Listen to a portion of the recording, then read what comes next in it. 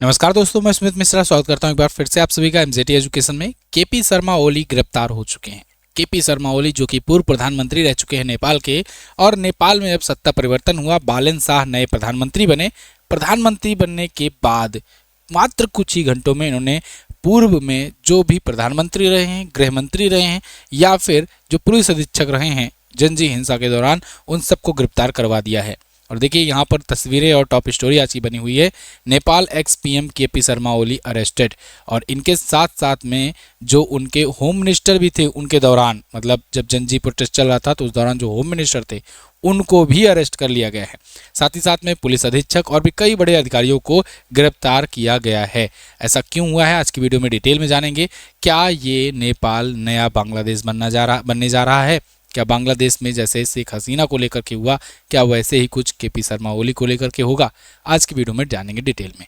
तो खैर, जब जेनजी प्रोटेस्ट हुआ था पिछले साल तो आपने देखा था कि इसमें जनजीज ने वहां के पार्लियामेंट तक का घेराव कर लिया था। केपी शर्मा ओली के घर पर भी मतलब पथराव वगैरह हुआ, आगजनी हुई थी।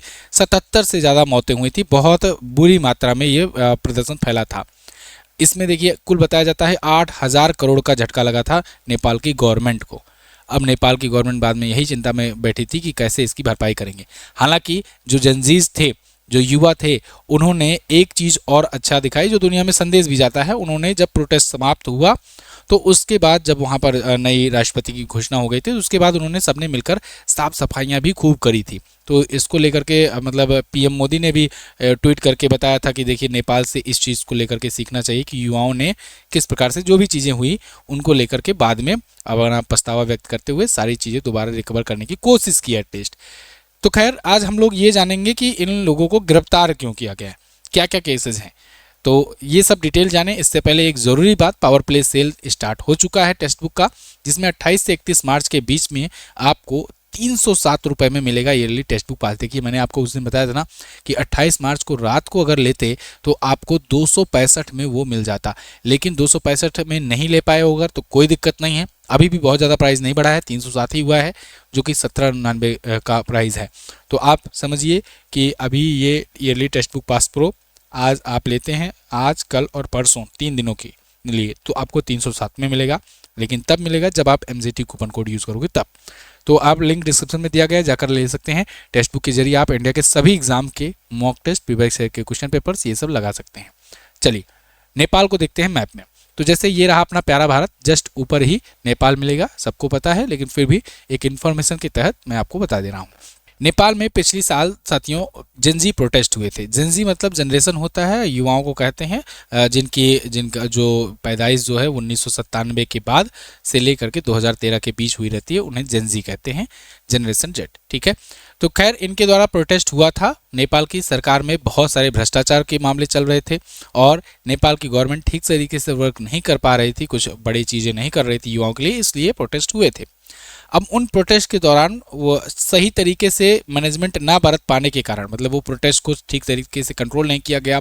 जब समझ में आया, सरकार की नज़र में आया कि जनजीत प्रोटेस्ट चल रहा है, उसके बावजूद वहाँ पर जो दोषी थे उन पर कोई कार्रवाई नहीं की गई, लापरवाही बरती गई। इन सब चीज़ों का हवाला देते हुए जो वर्तमान में नए प्रधानमंत्री बनकर के आए हुए हैं बालन शाह, इन्होंने आदेश दे दिया कि पहले तो गिरफ्तार करो। जितने भी शीर्ष अधिकारी थे, जितने भी बड़े बड़े नेता थे, इन सब पर कार्रवाई की मांग की गई है। बालन शाह के बारे में जान लीजिए। अभी ये नए नए प्रधानमंत्री बने हुए हैं। बालन शाह 35 साल के हैं। काठमांडू के ये मेयर थे और रैपर भी थे, इंजीनियर भी थे। रैपर मतलब आप जानते हो, रैप सॉन्ग वगैरह गाते हैं। तो ये स्टूडेंट राजनीति से आगे बढ़े थे, लेकिन पहले कोई पार्टी नहीं इन्होंने बनाया था। फिर उसके बाद फिर जब प्रोटेस्ट वगैरह हुए तो उसके बाद फिर ये पॉपुलर होते गए और जनजी प्रोटेस्ट में ये लीडरशिप की भूमिका में थे। और आज स्थिति ये है कि ये अब प्रधानमंत्री पद की शपथ ले चुके हैं, नेपाल के प्रधानमंत्री बन गए हैं। लेकिन प्रधानमंत्री बनते ही इन्होंने एक आदेश जारी किया, एक ऑर्डर पास किया, जो कि वहाँ के गृह मंत्रालय के द्वारा ये आया हुआ है। वर्तमान में जो गृह मंत्रालय है, इसने पिछले जो गृह मंत्री थे उनको गिरफ्तार करने का आदेश दिया है और श्री केपी शर्मा ओली को भी गिरफ्तार करने का आदेश दिया हुआ है। क्यों? क्योंकि इन्होंने ये कहा कि पिछले साल जो प्रदर्शन हुए थे उसमें 77 लोगों की मौत हो गई थी, अरबों की संपत्ति का नुकसान हुआ था, लेकिन नेताओं ने लापरवाही बरती थी, ठीक तरीके से उस टाइम पर कार्यवाही नहीं की थी, जिसकी वजह से वो विद्रोह बढ़ता गया, वो प्रोटेस्ट बढ़ता गया और फिर स्थिति ऐसी आ गई कि जनजी प्रोटेस्ट इतना हावी हो गया कि सरकार को भी इस्तीफा देना पड़ा था। तो उसके बाद जब सरकार गिर गई थी तो उसके बाद सुशीला कार्की को बनाया गया था अंतरिम प्रधानमंत्री। सुशीला कार्की वहाँ की पहली महिला मुख्य न्यायाधीश भी रह चुकी हैं और साथ ही साथ काफ़ी पॉपुलर थी, तो इनको ये बनाया गया था अंतरिम प्रधानमंत्री। तो ये उम्मीद की गई थी कि सब कुछ ठीक ठाक होगा, लेकिन एक साल होने के बावजूद भी कुछ स्थिति सही नहीं नजर आ रही थी। तो बीच में एक बार और प्रदर्शन हुए थे, मैंने आपको वीडियो दी थी कि नेपाल में क्या फिर से हो सकता है प्रोटेस्ट, तो लेकिन स्थिति संभली, कुछ आगे बढ़ा नहीं हुआ। लेकिन फिर जब चुनाव हुए सक्सेसफुली, चुनाव में भारत ने भी ऑब्जर्वर भेजे थे, सब अच्छे तरीके से चुनाव वगैरह हुआ और बालन शाह जो हैं इनकी पार्टी ने जीत हासिल करी और अब बालन शाह ये बन गए प्रधानमंत्री। रैपर से प्रधानमंत्री तक का सफर इनका रहा। लेकिन प्रधानमंत्री बनते ही इन्होंने जो आयोग ने सिफारिश दी थी, एक्चुअली में वो जब प्रोटेस्ट चल रहे थे तो एक आयोग जांच के लिए बिठाया गया था, तो उस आयोग की अगुवाई कर रही थी पूर्व जज गौरी बहादुर कार्की। तो गौरी बहादुर कार्की की अध्यक्षता वाली आयोग की कमेटी की जो सिफारिशें थी उसको तुरंत लागू करना इन्होंने शुरू कर दिया बालन शाह ने।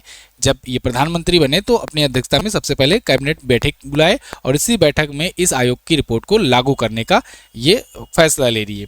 अब पुलिस ने तुरंत बड़ा कदम उठाया और उसके बाद पूर्व प्रधानमंत्री और गृह मंत्री वगैरह को गिरफ्तार करना शुरू कर दिया। आइए देखते हैं उस आयोग ने क्या प्रमुख मांगे की थी।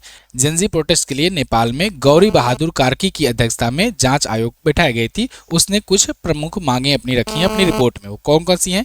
इन्होंने कहा कि उस समय के तत्कालीन प्रधानमंत्री केपी शर्मा ओली और उस टाइम के गृह मंत्री रमेश लेखक और पुलिस प्रमुख, इनके खिलाफ क्रिमिनल जांच होनी चाहिए, क्योंकि आरोप था कि लगभग 4 घंटे तक गोलीबारी चलती रही थी, लेकिन उस टाइम पर रोकने के लिए उन्होंने कोई बड़ा फैसला नहीं लिया और गोलीबारियों के कारण 77 से ज्यादा लोगों की, आम नागरिकों की, निर्दोषों की मृत्यु हो गई थी। कई बड़े अफसर, गृह सचिव, पुलिस, जांच एजेंसियां, इन सब पर भी कार्रवाई की सिफारिश की गई है। कुछ पुलिस अधिकारियों को चेतावनी देने और विभागीय कार्रवाई की भी मांग की गई है। साथ ही साथ 9 सितंबर को आगजनी, लूटपाट दोबारा से गहराई से जांच करने को कहा गया है। इसमें कहा गया है जो डिजिटल सबूत हैं, सीसीटीवी फुटेज हुआ, मोबाइल डेटा हुआ, इन सब को आप एक साथ करो, सिंक्रोनाइज करो और उसके बाद उनसे सबूत कलेक्ट करो और जो भी दोषी पाए जाते हैं उनके खिलाफ कड़ी से कड़ी यहाँ कार्रवाई की जाएगी। कुछ सेना अधिकारियों पर भी सुरक्षा में चूक के लिए कार्रवाई की सिफारिश हुई है। जिन पुलिसकर्मियों और लोगों ने बहादुरी दिखाई है उन्हें सम्मान भी दिया जाएगा। ऐसा नहीं है कि सिर्फ कार्रवाई की जाएगी, सभी लोग भ्रष्ट हैं, ऐसा नहीं है। कुछ पुलिसकर्मी जो है बहादुरी भी दिखाए थे तो उनको सम्मानित भी किया जाएगा। कुल मिला जुला करके जो भी प्रोटेस्ट हुए थे, जिसमें मंत्री तक भी, पूर्व पीएम तक भी, कई लोग पीटे भी गए थे, शहर में कर्फ्यू भी लगा था, उन सब के लिए एक्शन लिया जा रहा है बालन शाह की अध्यक्षता में। अब यहाँ पर बात ये आती है कि बालन शाह जो नए प्रधानमंत्री बने हैं और बनते ही ये इतना बड़ा फैसला लिए हैं, इनका भविष्य क्या होगा और इनकी नेतृत्व में नेपाल का भविष्य क्या होने वाला है। तो देखिए, पहली बात तो इनका ऐसा कोई पुराना राजनीतिक करियर रहा नहीं है ना। मतलब ये स्कूलों में तो ठीक है, चलो विद्यालयों में छात्र नेता रहे हैं, लेकिन कोई डायरेक्टली पॉलिटिकल पार्टी इनकी वैसी थी नहीं कि ये शुरुआत से ही जुड़े हों या कई बार रह चुके हों। जबकि वहाँ केपी शर्मा ओली वगैरह हो गए, ये लोग कई बार प्रधानमंत्री भी रह चुके हैं, लेकिन केपी शर्मा ओली पर हमेशा से आरोप ये लगते रहे हैं कि ये प्रो चाइना काम करते हैं, ये ज़्यादा चाइना के झुकाव में स्टेप्स लेते थे, तो भारत के लिए तो उतना ठीक नहीं थे। अब बालन शाह आगे कैसा होंगे और कैसे हैं ये तो अब अभी नहीं कहा जा सकता, अभी कहना बहुत जल्दबाजी होगी, लेकिन इतना तो कंफर्म है कि देखिए ये युवा हैं और जनजी प्रदर्शन पर अमेरिकी आरोप भी लगते रहे हैं, क्योंकि उधर चाइना से ज़्यादा उनका लगाव रहता था केपी शर्मा ओली का। तो ये भी कहा जाता है कि अमेरिका और भारत के सहयोग से या इन लोगों की वजह से वहाँ पर सरकार गिरी, मतलब बातें चलती रहती हैं, कोई ऐसा पुख्ता सबूत वगैरह नहीं है। तो अगर ऐसा है भी अगर, तब बालन शाह समझिए या तो प्रो इंडिया काम करेंगे या फिर प्रो अमेरिका काम करेंगे। अगर ऐसा नहीं था, कोई साजिशें नहीं थी, जनजी ने अपने मन से अगर ये प्रोटेस्ट वगैरह किया था, कोई इसके पीछे बड़ी साजिश नहीं थी, तो फिर ज़्यादा चांसेस रहेंगे कि बालन शाह जो है ये न्यूट्रल टाइप से रहे, मतलब ना प्रो चाइना रहे ना प्रो इंडिया या प्रो अमेरिका रहे, ये न्यूट्रल प्रोस्पेक्टिव से काम करेंगे और सभी को साध कर लेकर चलने का प्रयास करें। तो अब यही दोनों फैक्टर पर निर्भर है बातें। आपको क्या लगता है आप कमेंट करके ज़रूर बताइएगा। अगर आपको लगता है क्या अमेरिका की साजिश थी या इंडिया की साजिश थी वहां पर सत्ता परिवर्तन करना, या फिर जनजीज ने अपने मन से किया हुआ था प्रोटेस्ट। आपको जो भी लगता है निश्चिंत होकर के कमेंट बॉक्स में बताइए। और जाने से पहले ब्रह्मास्त्र करंट अफेयर की भी अपनी ई बुक आ गई है और फरवरी की भी आ गई है 2026 की ई बुक, तो आप ये ले सकते हैं। मंथली लेना हो, 6 मंथ हो या ईयरली हो, कोई सी भी ई बुक आप MZT ऐप से जाकर ले सकते हैं। MZT app Google play store पर आपको मिल जाएगा। मैं मिलूंगा अगली वीडियो में, तब तक के लिए नमस्कार, जय हिंद, वंदे मातरम।